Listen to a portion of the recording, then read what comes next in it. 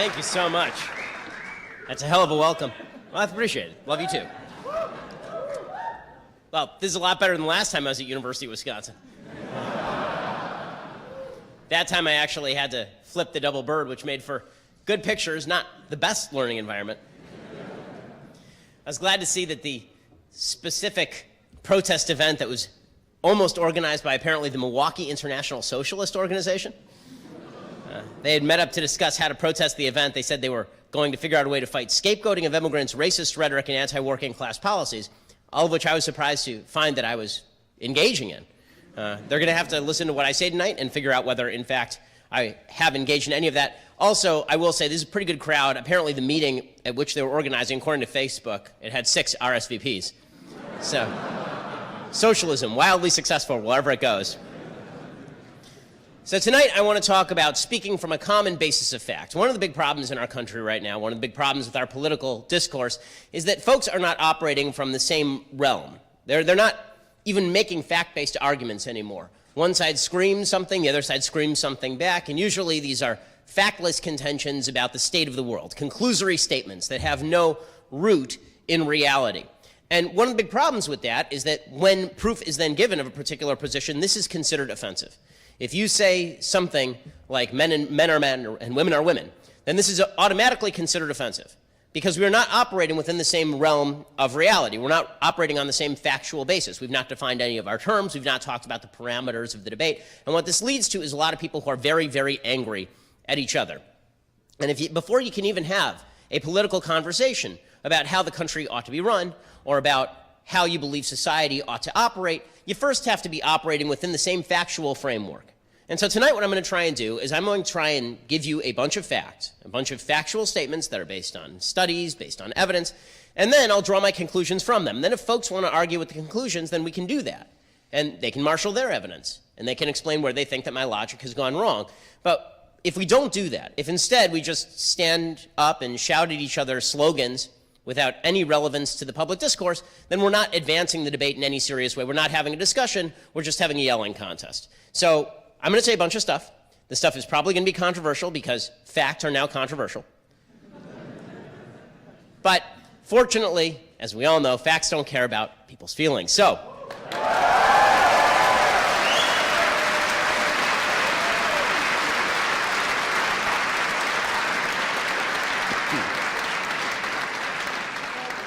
let's begin with the fact that is the most controversial fact on college campuses these days because sensitivities are very high and we want everybody to be treated with dignity, which is a good thing.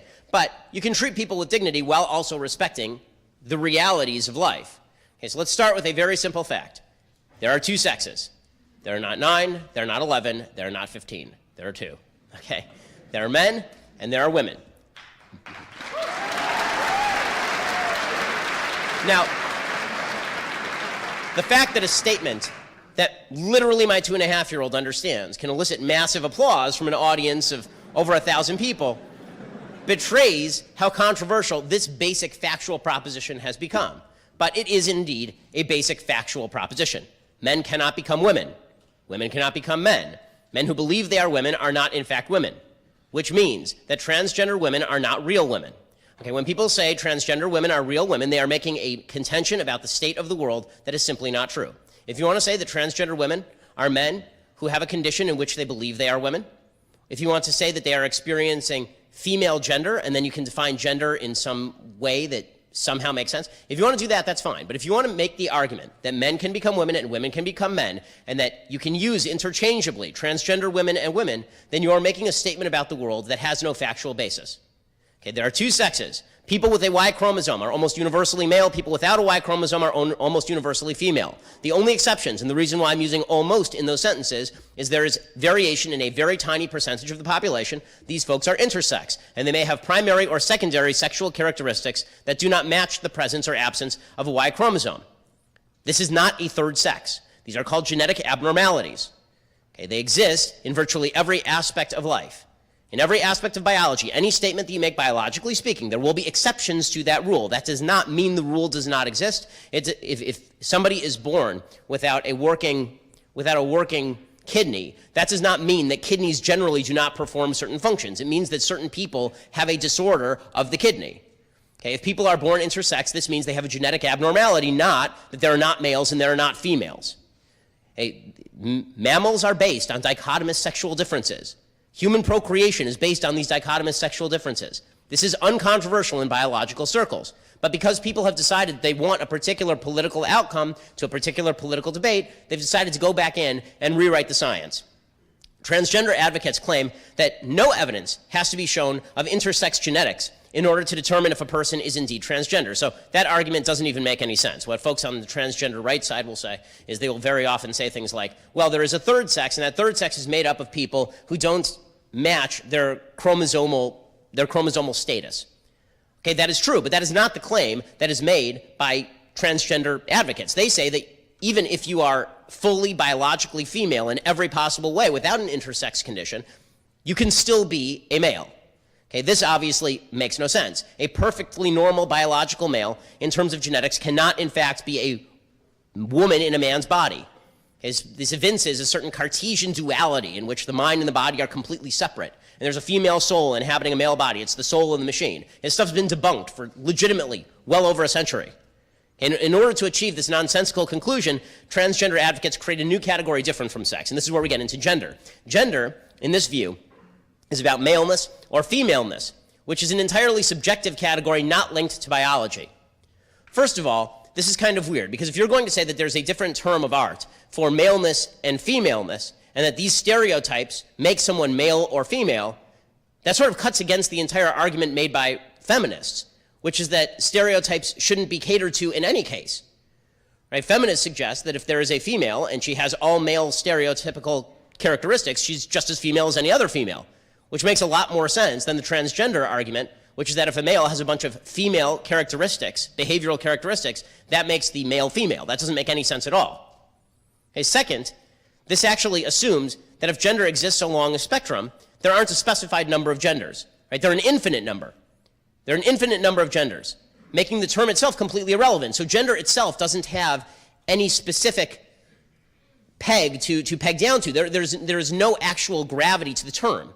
Because if we are all a mixture of male and female characteristics, then that means that we all each have our own individual gender, which is called being an individual human. You don't need a term called gender to do this.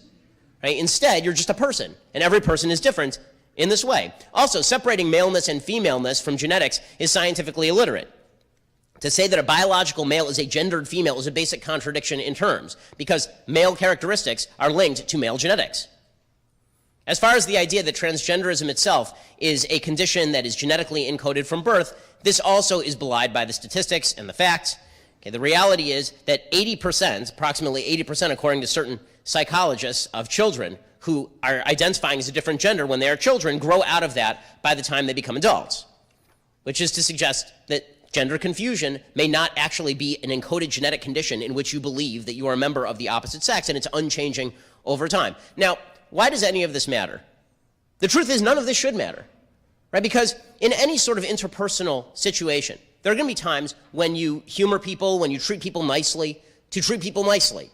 We treat people with dignity just to treat people with dignity. That's fine. But when there is an insistence made on a public level that you are supposed to pretend that men are women and women are men, this is nonsense. When there's an insistence made at a public level that if you say that a man is a man and a woman is a woman, you are some sort of bigot, we have now entered the realm of insanity. We have now entered the realm of anti-fact. And this is where we are on a lot of college campuses right now.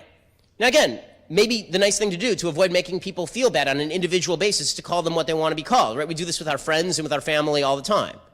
Okay, but I have a 4-year-old girl. I know she's a girl because she's a girl. And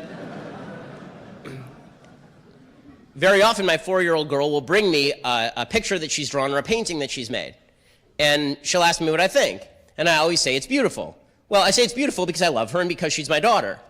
But if she were asking me in my capacity as an art critic whether the picture was beautiful or whether I should change the objective standard of what beautiful is in order to meet my 4-year-old's stick figure drawing of a person with 3 heads, the answer is no.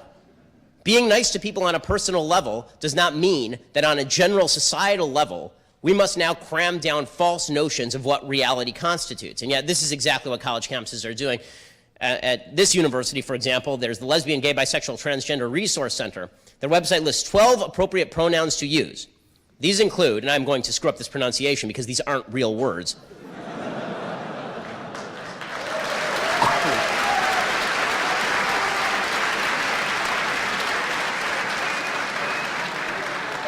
It's going to sound like I'm about to just start stuttering and then collapse. Here are the appropriate pronouns. They include fe, a, e, a, per, ve, ze, she, and zai, in addition to he, she, and they, which can be used either singularly or plurally, which would have failed you your third grade grammar class. The chart also lists possessive and reflexive variations of each pronoun. Again, if I'm at dinner with you and you want me to call you whatever, you want me to call you a chameleon, I'll call you a chameleon just to be nice, but I'm not going to pretend that this constitutes an actual separate part of human grammar. Okay, furthermore, this is my favorite part, the LGBTRC states, quote, "It is a privilege to not have to worry about which pronoun someone is going to use for you based on how they perceive your gender." Is that really a privilege, or is that just sort of reality? Is that people are going to call you what they want to call you in a free country where people call you what they want to call you? And if you have this privilege, yet fail to respect someone else's gender identity, it is not only disrespectful and hurtful, but also oppressive. No, it is not oppressive to state biological facts. That is not oppressive. It may be something that you don't appreciate in a personal setting. Again, I've had this conversation with transgender people, including Blair White, on Blair White's program. Blair White is a male. If I went out to dinner with Blair White and I were to direct the waiter, if we're speaking to each other, I'd use second person because that's how we work in English. But if I were to direct the waiter to this person's table, Blair White looks like a female, and so I would say the woman sitting over there. I'd do that for the sake of civility. But that's not to say that Blair White is not a male. Blair White is a male. Okay. Another fact that folks seem to get wrong these days. So there are certain, again, conclusory statements about life that are simply made without any evidence whatsoever. One of the most common conclusory statements is that radical Islam on a global level is relegated to a very small number of people. This is simply not true. There is not any evidence to support this. Now, if you want to say that terrorism is relegated to a very small number of people, that is true, right? That is statistically true. But if you want to say the belief system of radical Islam is relegated to a small number of people, that is not statistically true, and there is no data to back it up. We saw today video from Karachi, Pakistan, thousands of people marching in the streets calling for the death of a woman who had converted to Christianity, a woman named Asia Bibi. Right? This is in the capital of Pakistan, or in one of the major cities of Pakistan. Okay? This is not a small fringe minority in a lot of countries. In the West, where Muslim populations tend to be a lot more moderate, it remains a minority position to be a radical Islamist. That is not the case across the world. Okay, let's begin with a couple of definitional facts on this one. If Christians in the United States wanted to be governed by Christian theological law, we would call them radical Christians. Right? Just put it out there. Jews, the same thing. Right? If Jews said, I want a country that is governed strictly by Jewish Torah law, we would call them radical Jews. So if you are a Muslim and you want your country governed by strict Sharia law, this would make you, by definition, a radical Muslim. Okay, here are the percentages of radical Muslims, by that definition, who want their country to be officially governed by Sharia across the world. In Russia, 42%, Indonesia, 72%, Afghanistan, 99%, Pakistan, 84%, Bangladesh, 82%, Iraq, 91%, Palestinian territories, 89%, Egypt, 74%, Jordan, 71%, Niger, 86%, Nigeria, 71%. This is all Pew Global Research polling. But let's take an even stricter definition of what radical Islamist constitutes, if we're talking about there are very few people who have sympathies in this direction. How about support for ISIS? And this seems like a pretty good indicator that you might be radical. Okay. Here are the percentage of people in various countries who say that they are either favorable toward ISIS or they don't know. By the way, if you say that you don't know whether you're favorable toward ISIS, you're favorable toward ISIS. In the Palestinian territory, 16%, Indonesia, 22%, Turkey, 27%, Nigeria, 34%, Malaysia, 36%, Pakistan, a whopping 71%. Now, Western Muslims, as I said up front, are significantly more moderate than their co-religionists in other areas of the world. Still, there is a problem of radical Islam in different Western countries. A 2006 poll in Britain found that 40% of British Muslims wanted Sharia law in the UK. A 2011 poll from Pew found that 19% of American Muslims said they were either favorable toward al-Qaeda or they didn't know. Now, again, none of this is designed to make an argument about the nature of Islam itself. That's an argument I'm not qualified to make. I'm not an Islamist theologian or an Islamic theologian. It isn't to make any argument about the nature of the Quran, because, again, I'm not familiar with the Quran other than a brief read of it. Right? I'm not going to pretend I'm a scholar of it. And I think that it's generally a mistake to try and read people's foundational texts and then derive lessons about the people from the foundational text. It's much more about the interpretation of text when it comes to religion than it is about the text itself. And you can find text in pretty much every religion that, taken out of context, looks pretty bad. I'm much more interested in what people think and what people say that they think. And that is why, when we are talking about foreign policy, it's actually sort of mandatory to look at the actual percentages of what folks say they think in various different areas of the world. Okay, another fact that, again, is simply a fact, and it happens to lead to a particular conclusion: women are not widely discriminated against in the workplace in Western societies. They simply are not. There is no basis for this contention. Women are not paid 77 cents for every dollar a man makes. As Christina Hoff Sommers writes, the bottom line is that the 23-cent gender pay gap is simply the difference between average earnings of all men and women working full-time. Okay, so that doesn't make any sense at all. You're not comparing across, you're not controlling for a career, you're not controlling for number of hours worked, you're not controlling for number of years in the workforce, you're not controlling for education, you're not controlling for any of those things. And when you do control for those things, it turns out the pay gap basically disappears. In fact, in major cities across the United States, women who are childless and straight out of college generally earn more than men, according to analysis by a market research company quoted by Time magazine a couple of years ago. And here's kind of a fun fact that's inconvenient to the argument that women are being widely discriminated against, which is why there is a lack of women in STEM fields overall. In countries that have more gender parity with regard to government help, for example, those societies tend to have fewer women in STEM fields. So women, in other words, who don't have to go into STEM fields, don't want to. In the United States, 27% of students taking the AP computer science exam are female. In Algeria, not famous for its women's rights, 41% of college grads in STEM are female. Why? Because that's what earns money. It turns out that when you live in a very wealthy country where you can pick your career field, you tend to choose the career you want to be in. And women, it turns out, are not as interested as men in going into careers involving looking at a screen in a lonely room by yourself and typing things into a computer. Women actually like jobs a lot more that involve social interplay, which is why women tend to predominate in now medicine, in teaching, in nursing, and in a variety of different professions. Women tend to predominate. Basically, wherever people have to be friendly, women tend to predominate. Wherever heavy objects need to be lifted up and people need to not deal with each other, men tend to predominate. It is also true that the idea that there's a rape epidemic on campus, that across the country, women everywhere are being raped on campus, this, again, is not true. Now, as I've said 1 million times at this point, rape is the worst thing that anyone can do to anybody else. If somebody is found to have committed a rape, that person should be castrated or killed. Okay, but that's why we ought to take...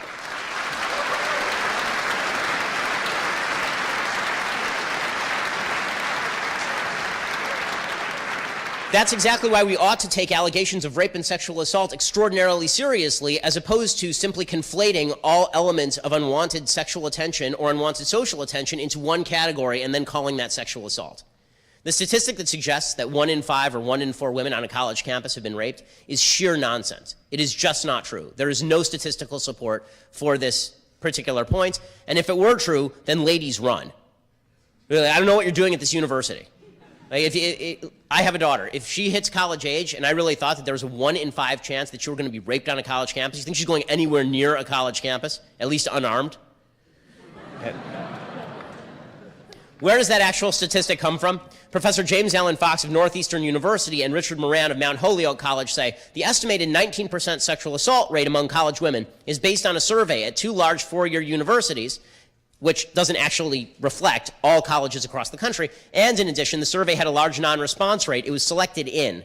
Right? There were a bunch of people who basically decided whether they wanted to fill out the questionnaire. It wasn't a randomly selected sample.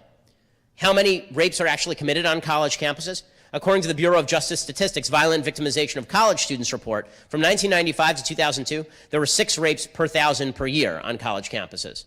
So in other words, not 250 out of 1,000 women per year, 6 per 1,000 per year. That's a big discrepancy. And if you want to say that rape is underreported, which I'm sure it is, that still doesn't make up the 244 person discrepancy in that statistic. Okay. Yeah. Other elements where women are supposedly discriminated against, this is more of a polemical point than it is an evidence-based one, but it also happens to be true, so I'll just make it here. Okay. Abortion laws are not discriminating against women. It's not our fault women have babies. Women have babies. This means that if you believe that there is a life inside the woman's womb and you want to protect that life, obviously the disproportionate, meaning 100% of the people this affects, will be women, because men don't have women. Men do not have female bodies, as we have made clear from earlier in this particular lecture. There's no such thing as a pregnant man. There are only pregnant women. But protecting the life of the unborn is not an attempt to crack down on women. It's an attempt to protect the life of the unborn. There's not a pro-life person anywhere in America who really cares about invading a woman's sovereignty in her esophagus or in her leg or her femoral artery. No one cares about this. The only part of the woman's body anyone who's pro-life cares about is the part of the woman's body that is not actually her body, meaning it's the body of another person, which is that incipient human life.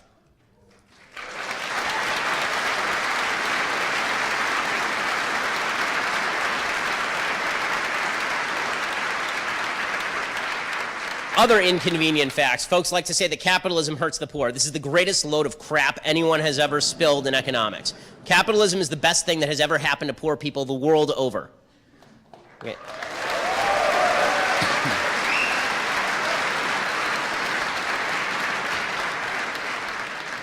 The poor in the United States are the richest poor on planet Earth. Pew Research points out the U.S. stands head and shoulders above the rest of the world. More than half of Americans, 56%, were high income by the global standard. Another 32% were upper middle income. 9 in 10 Americans had a standard of living above global middle income standard. The number of Americans who are actually poor by global standards is 2%.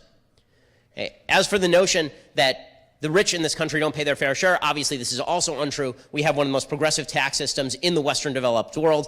Folks refuse to acknowledge that one of the reasons that Norway can pay for its massively burdensome social system is because it has 60% tax rates on everybody making more than 50 grand a year. The United States has an incredibly progressive social system when it comes to taxes. Okay, the highest income quintile is financing literally 96% of the entire system of transfer payments in the United States. When it comes to net taxes paid, the top 1%, the top 10% are paying pretty much everything. They're paying pretty much everything. So the idea the rich are not paying their fair share is just a lie. And when you hear people like Bernie Sanders say, well, if the rich would just pay more, then we could pay for everything. It's not true. He could kill all the rich people, he could liquidate their estates, and it wouldn't pay for 10 years of his programs. Probably wouldn't pay for 5 years of his programs. Also, the idea that the 1% are victimizing the 99% is based on a simple logical fallacy. The 1% is not a static group of humans. There are lots of people who move in and out of the 1%. And as you grow older, many of you will enter the 1%, and then some of you will fall out of the 1% again. Over the course of your life, you make more income and less income. The question is not whether the 1% is a higher category, whether the number of the 1%, meaning the income percentile of the 1%, is growing or shrinking. The question is, what is your capacity to enter that 1%? Is it true that it's a walled-off group of 7 human beings who are preventing everybody else from climbing the ladder? There is no evidence for any of this. There is just no evidence for any of this. Income mobility in the United States remains extraordinary across humanity, and particularly across human history. To avoid poverty in the United States, permanent poverty in the United States is actually not all that difficult. To avoid permanent poverty in the United States, barring some sort of health catastrophe or barring some sort of medical condition or mental condition, you only have to do 3 things. This is according to the Brookings Institute. And you can do all of them, right? They're not that hard. You can finish high school. Congratulations, everyone in this room, right? You can get a full-time job. And you have to wait to get married to have kids. That's it. You do those 3 things, you will not be permanently poor in the United States. You miss on one of those 3 things, there's a higher shot that you'll be permanently poor in the United States. Even then, if you make good decisions from therein, you can make your life better. One of the great lies is that people in the United States are predominantly poor because of social circumstance or because of the system, and it bothers me. Politicians of both parties lie to everybody. They do. And politicians of both parties basically say that if you have a problem in your life, the politician can solve your problem. In a free country, politicians can't solve your problems. Politicians do not solve people's problems. They're all lying to you. When they say that they're going to bring the jobs back to your town, or when they say that they are going to make changes to the regulatory system other than getting rid of barriers to you actually participating in the free market, when they say they're going to subsidize some people and not subsidize others, they're going to save you, that's just not true. In a free country, the vast majority of decisions that you make to make your life better are about you. And that is particularly true when it comes to single motherhood. There is not a system in the United States that forces a man to impregnate a woman and then leave. That is a lack of morality, is a lack of basic decency.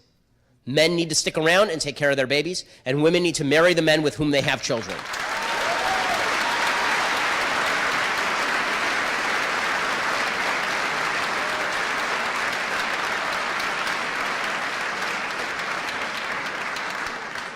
Final set of facts. A lot of the disparities that we like to talk about in American society are not actually due to racism. They're simply due to discrepancy. Okay, the reality is that, for example, there is a vast discrepancy, a vast disparity between the number of, by percentage, the number of black folks incarcerated in the United States and the number of folks of other races incarcerated in the United States. This is not an effect of racist police officers going around and randomly incarcerating black folks. Okay, that's not how it works. The reality is that there are certain groups in the United States in which people commit crimes at a higher rate. That has nothing to do with genetics. Okay, it's not that black people are genetically predisposed to commit crime or something stupid or racist like that. The fact is that based on socioeconomic status, based on lack of fathers in the home, based on location, based on number of fathers in a particular community, based on educational failures, okay, all of this means that crime is localized. And when crime is localized, there are disparities. Disparity does not necessarily equal discrimination. Now, there are things that we can do to alleviate conditions in a lot of these areas. Right? There are things individuals can do mostly to alleviate conditions in these areas. Like if you don't want to go to jail, don't commit a crime. That would be the number one thing. But the idea that every disparity is reflective of an underlying discrimination in American society is simply not true. And in fact, it gets even a little bit more complex than that. Even in areas where we're kind of uncomfortable, that does not necessarily reflect outright discrimination. So Thomas Sowell, who happens to be black and is a very famous right-wing economist, Thomas Sowell talks about what he describes as discrimination 1 and discrimination 2. Discrimination 1 would be outright racism. I see a person of another race, I don't want to employ them because I hate that person. Right? That's discrimination 1. And then there's discrimination 2. Right? Discrimination 2 is basically a decision that you make based on the best available data. And this breaks down into a couple different categories. One is the discriminatory decisions you make on a daily basis. What you want to have for lunch, what kind of person you want to date, who you want to have take care of your kids. Right? All those are discrimination. You're making a discriminating decision. Right? Having discriminating taste would fall into this category. Then there's this weird in-between. Okay, the weird in-between is a situation where you don't know anything about the two people sitting in front of you, except you know the relative crime rates in the communities of the people sitting in front of you. It's not quite racism to say that if a person is from that community and you have no other information, you now have to make a call. Right? That is you making a call on the best available data in front of you. Now, there are ways that we can make it so that you are making more of a decision based on an individual tailored assessment of the person in front of you, and that's what we should all be striving for. But to suggest that you operating on the best available data in front of you in the absence of other information is to forego how human reason works, right? How human brains work. And in fact, it leads to bad policy. So for example, the Obama administration suggested that if you were a private contractor with the federal government, you could not take into account prior criminal history in hiring people. So you couldn't look at anybody's prior criminal history in hiring people. This led to a nasty side effect, which is folks were hiring fewer black people. Why? Because people were engaging in discrimination type 2. What they were doing is they were saying, okay, well, I can't check this guy's criminal history, so I'm going to make assumptions about this person based on generalizations about group statistics. Okay, that's a problem. You know how you solve that problem? By getting rid of the stupid regulation that prevents people from checking the criminal background. Because then you can actually check whether the person sitting in front of you has a criminal background or not. You don't have to make assumptions based on the best available group data.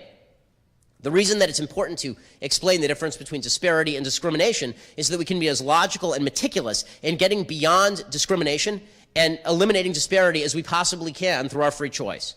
Simply ignoring how human beings operate in the real world without animus and without bias would be a huge, huge mistake. Okay, so all the things that I've said are arguments that are based on certain fundamental facts. Folks on the left don't like to hear a lot of these facts. They get very upset about a lot of these facts, but that really shouldn't matter. In a free society, we should be able to marshal our facts and marshal our statistics, and we should be able to make an argument based on that. And if people want to make those arguments, great. If not, then frankly, they shouldn't be part of the argument because they're no longer making an argument, they're making an emotional appeal. If anybody says to you that you're a racist, sexist, bigot, homophobe for making an argument based on facts, then they have exited the realm of the decent discussion, and you should not be having a conversation with them. It's a waste of time.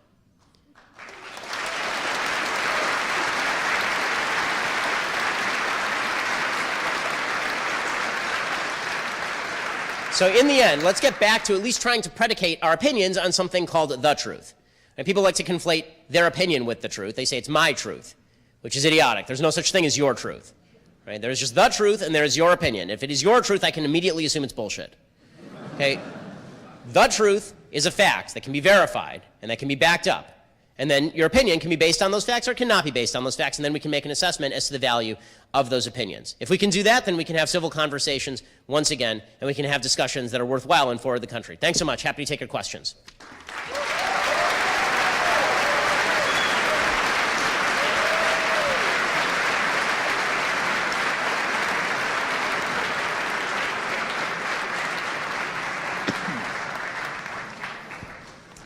All right, just a